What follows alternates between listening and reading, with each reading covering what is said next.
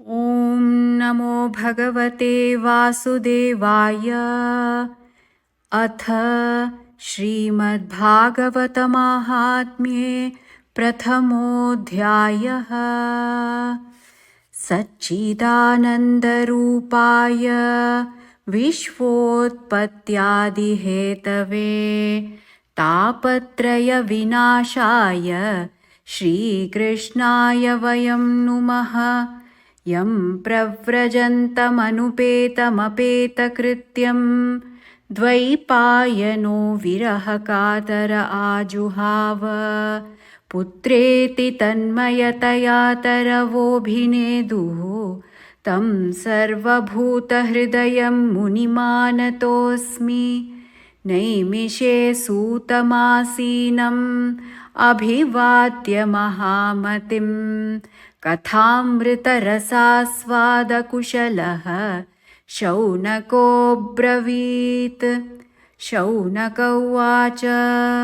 अज्ञानध्वान्तविध्वंस कोटिसूर्यसमप्रभ सूताख्याहि कथासारं मम कर्णरसायनं।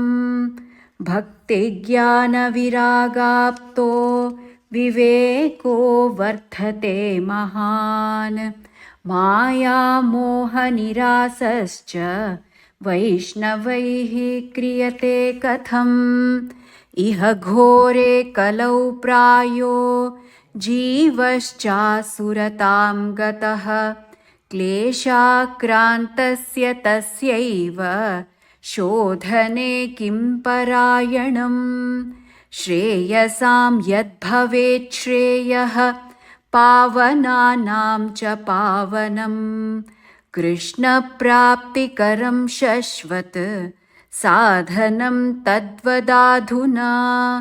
चिन्तामणिर्लोकसुखं सुरतृस्वर्गसम्पदं प्रयच्छति गुरुः प्रीतो वैकुण्ठं योगिदुर्लभम्।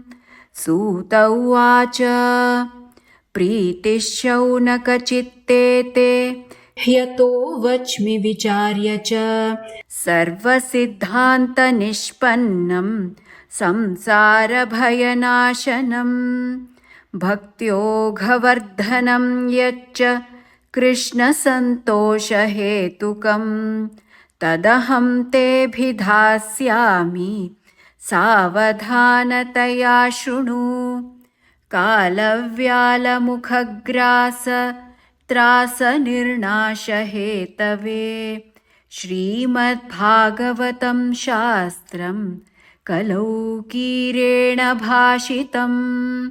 एतस्मादपरं किञ्चिन्मनःशुद्ध्यै न विद्यते जन्मान्तरे भवेत् पुण्यं तदा भागवतं लभेत्।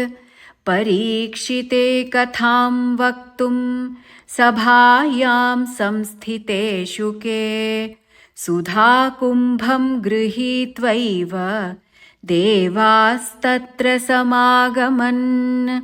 शुकं नत्वा वदन् सर्वे स्वकार्यकुशलाः सुराः कथासुधां प्रयच्छस्व गृहीत्वैव सुधामिमाम्।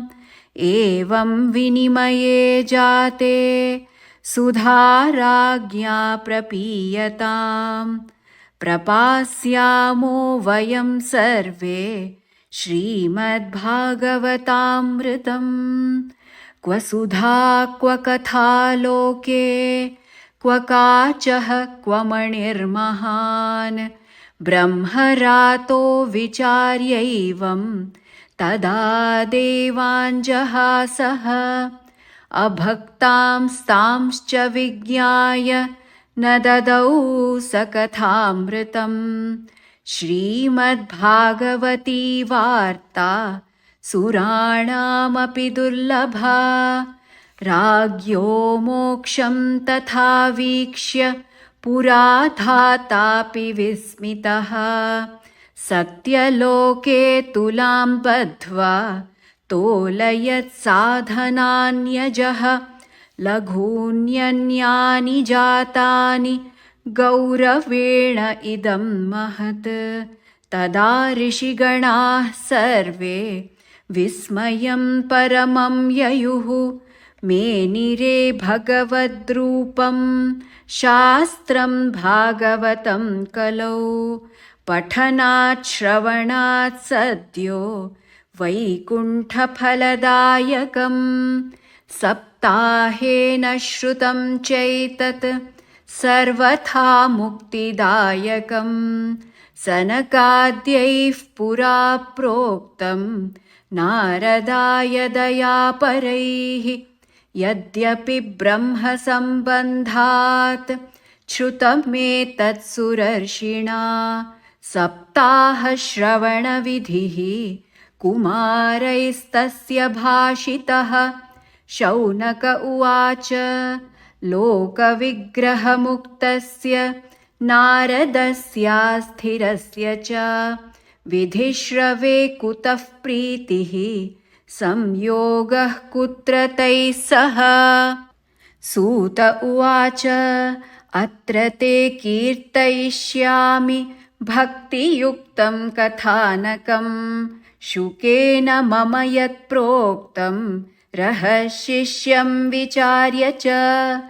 एकदा हि विशालायां चत्वार ऋषयो मलाः सत्सङ्गार्थं समायाता ददृशुस्तत्र नारदं। कुमारा ऊचुः कथं ब्रह्मन् दीनमुखः कुतश्चिन्तातुरो भवान्। त्वरितं गम्यते कुत्र कुतश्चागमनं तव। इदानीं शून्यचित्तोऽसि गतवित्तो यथा जनः। तवेदं मुक्तसङ्गस्य नोचितं वद कारणम्। नारद उवाच अहं तु पृथिवीं यातो ज्ञात्वा सर्वोत्तमामिति। पुष्करं च प्रयागं च काशीं गोदावरीं तथा। हरिक्षेत्रं कुरुक्षेत्रं श्रीरङ्गं सेतुबन्धनम्। एवमादिषु तीर्थेषु भ्रममाण इतस्ततः। नापश्यं कुत्रचिच्छर्म मनः सन्तोषकारकं। कलिना धर्ममित्रेण धरेयं बाधिताधुना। सत्यं नास्ति तपः शौचं दयादानं न विद्यते। उदरं भरिणो जीवा वराकाः कूटभाषिणः। मन्दाः सुमन्दमतयो मन्दभाग्या ह्युपद्रुताः। पाखण्डनिरताः सन्तो विरक्ताः सपरिग्रहाः। तरुणी प्रभुता गेहे श्यालको बुद्धिदायकः। कन्या विक्रयणो लोभात् दम्पतीनां च कल्कनम्। आश्रमायवनैरुद्धास्तीर्थानि सरितस्तथा। देवतायतनान्यत्र दुष्टैर्नष्टानि भूरिशः। न योगी नैव सिद्धो वा न ज्ञानी सत्क्रियो नरः। कलिदावानलेनाद्य साधनं भस्मतां गतम्। अट्टशूला जनपदाः शिवशूलाद्विजातयः। कामिन्यः केशशूलिन्यः सम्भवन्ति कलाविह। एवं पश्यन् कलेर्दोषान् पर्यटन्नवनीमहं। यामुनं तटमापन्नो यत्र लीला हरेरभूत्। तत्राश्चर्यं मया दृष्टं श्रूयतां तन्मुनीश्वराः। एका तु तरुणी तत्र निषण्णा खिन्नमानसा वृद्धौ द्वौ पतितौ पार्श्वे निःश्वसन्तावचेतनौ शुश्रूषन्ति प्रबोधन्ति रुदति च तयोः पुरः दशदिक्षु निरीक्ष्यन्ते रक्षितारं निजं वपुः वीज्यमाना शतस्त्रीभिः बोध्यमाना मुहुर्मुहुः दृष्ट्वा दूराद्गतः सोऽहं कौतुकेन तदन्तिकं मां दृष्ट्वा चोत्थिता बाला विह्वला चाब्रवीद्वचः बालोवाच भो भोः साधो क्षणं तिष्ठ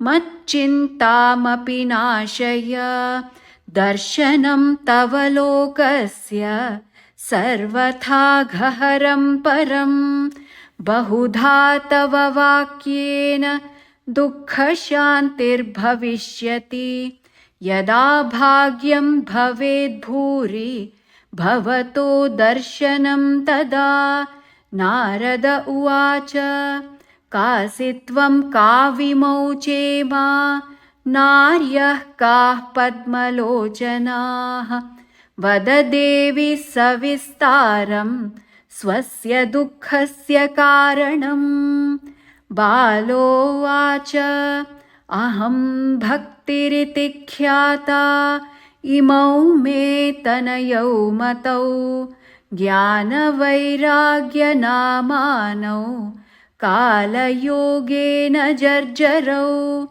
गङ्गाद्याः सरितश्चेमा मत्सेवार्थं समागताः तथापि न च मे श्रेयः सेवितायाः सुरैरपि इदानीं शृणु मद्वार्तां सचित्तस्त्वं तपोधन वार्ता मे वितताप्यस्ति तां श्रुत्वा सुखमावह उत्पन्ना द्रविडे साहं वृद्धिं कर्णाटके गता क्वचिन्महाराष्ट्रे गुर्जरे जीर्णतां गता तत्र घोरकलेर्योगात् पाखण्डै खण्डिताङ्गका दुर्बलाहं चिरं याता पुत्राभ्यां सह मन्दतां वृन्दावनं पुनः प्राप्य नवीनेव सुरूपिणी जाताहं युवती सम्यक् प्रेष्ठरूपा तु साम्प्रतम् इमौ तु शयितावत्र सुतौ मे क्लिश्यतः श्रमात् इदं स्थानं परित्यज्य विदेशं गम्यते मया जरठत्वं समायातौ तेन दुःखेन दुःखिता साहं तु तरुणी कस्मात् सुतौ वृद्धा विमौ कुतः त्रयाणां सहचारित्वाद्वैपरीत्यं कुतः स्थितं घटते जरठा माता तरुणौ तनयाविति अतः शोचामि चात्मानं विस्मयाविष्टमानसा वद योगनिधे धीमन् कारणं चात्र किं भवेत् नारद उवाच ज्ञानेनात्मनि पश्यामि सर्वमेतत्तवानघे न विषादस्त्वया कार्यो हरिः शं ते करिष्यति सूत उवाच क्षणमात्रेण तज्ज्ञात्वा वाक्यमूचे मुनीश्वरः नारद उवाच शृणुष्वावहिता बाले युगोऽयं दारुणः कलिः तेन लुप्तः सदाचारो योगमार्गस्तपांसि च जना अघासुरायन्ते शाठ्यदुष्कर्मकारिणः इह सन्तो विषीदन्ति प्रहृष्यन्ते ह्यसाधवः धत्ते धैर्यं तु यो धीमान् स धीरः पण्डितोऽथवा अस्पृश्यानवलोक्येयं शेषभारकरीधरा वर्षे वर्षे क्रमाज्जाता मङ्गलं नापि दृश्यते न त्वामपि सुतैः साकं कोऽपि पश्यति साम्प्रतम् उपेक्षितानुरागान्धैः जर्जरत्वेन संस्थिता वृन्दावनस्य संयोगात् पुनस्त्वं तरुणी नव धन्यं वृन्दावनं तेन भक्तिर्नृत्यति यत्र च अत्रेमौ ग्राहका भावान् न जरामपि मुञ्चतः किञ्चिदात्मसुखेनेह प्रसुप्तिर्मन्यते नयोः भक्तिरुवाच कथं परीक्षिता राज्ञा स्थापितो ह्यशुचिः कलिः प्रवृत्ते तु कलौ सर्वसारः कुत्र गतो महान् करुणापरेण हरिणापि अधर्मः कथमीक्ष्यते इमं मे संशयं छिन्धि त्वद्वाचा सुखितास्म्यहम् नारद उवाच यदि पृष्टस्त्वया बाले प्रेमतः श्रवणं कुरु सर्वं वक्ष्यामि ते भद्रे कश्मलं ते गमिष्यति यदा मुकुन्दो भगवान् क्ष्मां त्यक्त्वा स्वपदं गतः तद्दिनात् कलिरायातः सर्वसाधनबाधकः दृष्टो दिग्विजये राज्ञा दीनवच्छरणं गतः न मया मारणीयोऽयं सारङ्ग इव सारभुक् यत्फलं नास्ति तपसा न योगेन समाधिना तत्फलं लभते सम्यक् कलौ केशवकीर्तनात् एकाकारं कलिं दृष्ट्वा सारवत्सारनीरसं विष्णुरातस्थापितवान् कलिजानां सुखाय च कुकर्माचरणात् सारः सर्वतो निर्गतोऽधुना पदार्थाः संस्थिता भूमौ बीजहीनास्तुषा यथा विप्रैर्भागवती वार्ता गेहे गेहे जने जने कारिता कणलोभेन कथासारस्ततो गतः अत्युग्रभूरिकर्माणो नास्तिका रौरवाजनाः तेऽपि तिष्ठन्ति तीर्थेषु तीर्थसारस्ततो गतः कामक्रोधमहालोभ तृष्णाव्याकुलचेतसः तेऽपि तिष्ठन्ति तपसि तपःसारस्ततो गतः मनसश्चाजयाल्लोभात् दम्भात् पाखण्डसंश्रयात् शास्त्रानभ्यसनाच्चैव ध्यानयोगफलं गतं पण्डितास्तु कळत्रेण रमन्ते महिषा इव पुत्रस्योत्पादने दक्षा अदक्षा मुक्तिसाधने न हि वैष्णवता कुत्र सम्प्रदायपुरःसरा एवं प्रलयतां प्राप्तो वस्तुसारस्थले स्थले अयं तु युगधर्मो हि वर्तते कस्य दूषणम् अतस्तु पुण्डरीकाक्षः सहते निकटे स्थितः। सूत उवाच इति तद्वचनं श्रुत्वा विस्मयं परमं गता भक्तिरुचे वचो भूयः श्रूयतां तच्च शौनक।